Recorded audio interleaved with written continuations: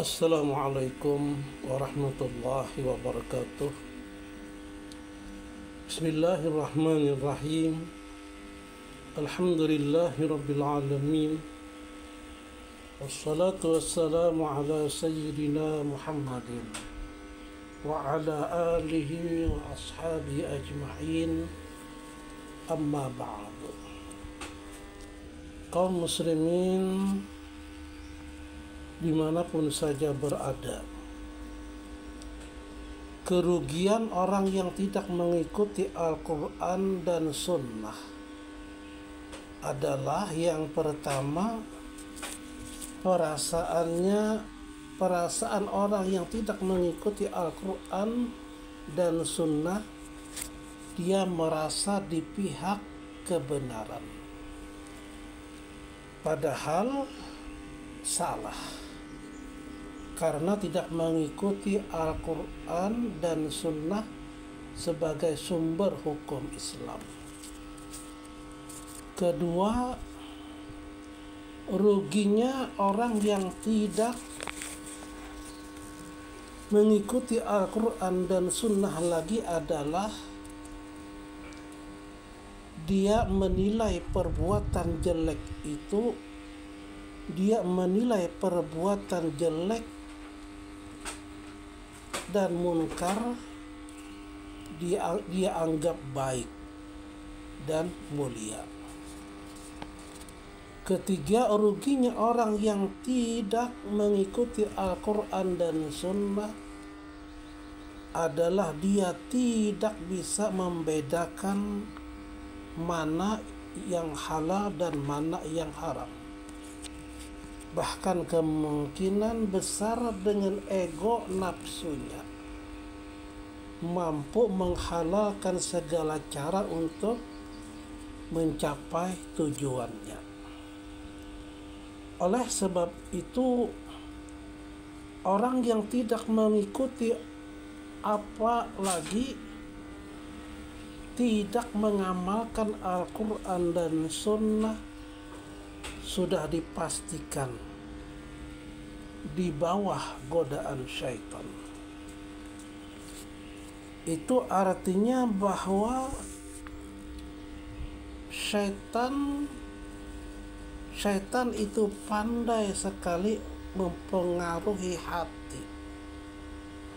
hati, pikiran, dan nafsu manusia. Di antara godaan syaitan adalah perbuatan itu jelas-jelas benar, tapi dianggapnya salah. Dan sebaliknya, salah dianggapnya benar. Demikianlah penilaian syaitan.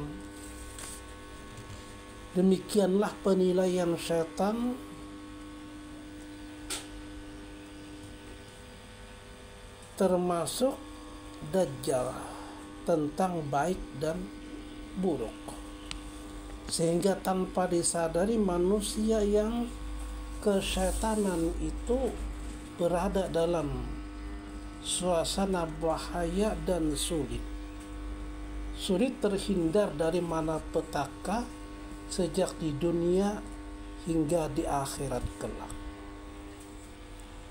Banyak bahaya semacam itu sudah diingatkan oleh Allah Subhanahu wa ta'ala di dalam firman-Nya. Falaula izja'ahum ba'suna tadarra'u walakin qasat qulubuhum wa zayyana lahumus syaitanu ma kanu ya'malun. Maka mengapa mereka tidak memohon kepada Allah dengan tunduk merendahkan diri ketika datang siksaan kami kepada mereka?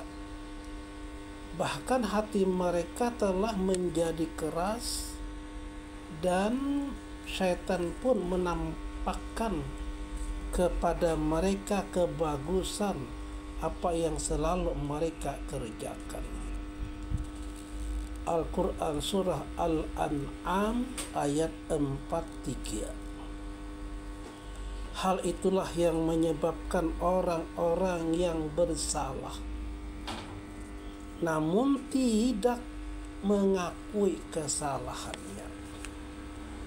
Oleh karena itu mereka tetap berjuang membela kesalahan yang sudah diperindah oleh syaitan. Mereka meraih kekuasaan tidak terbatas lagi. Kekayaan semakin menumpuk. Mereka tidak sadar.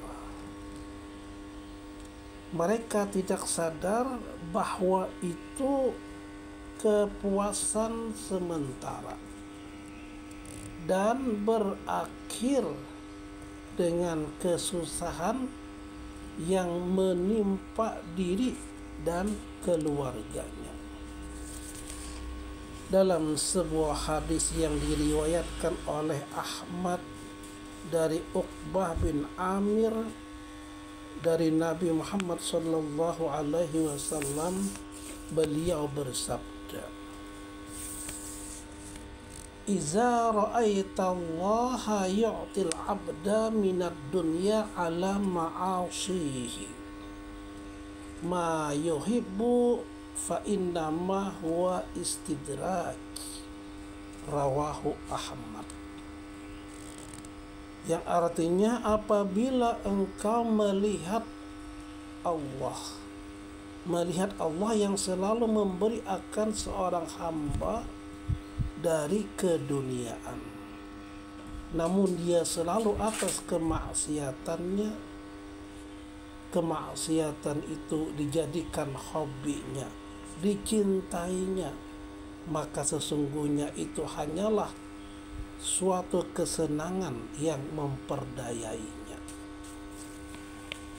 Tafsir Ibnu Katsir 2 halaman 133.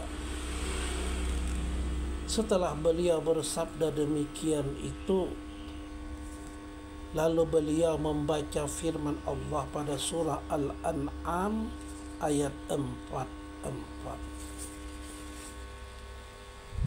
Falamma nasu ma dzukkiru bihi fatahna 'alaihim abwaaba kulli syai'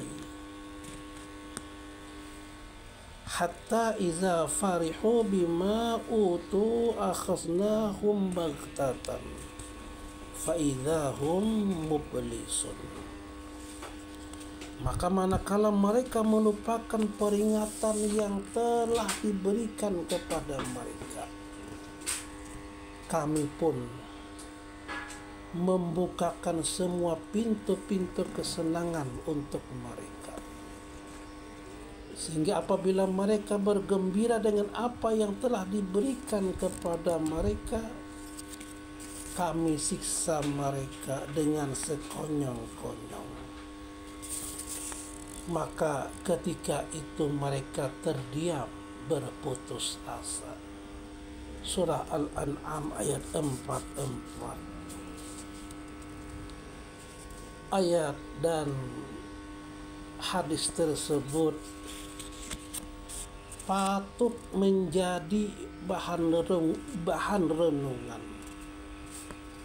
renungan para penguasa yang menyalahgunakan kekuasaan, dan bagi orang yang kaya, yang semakin kaya dalam kemaksiatannya kepada Allah,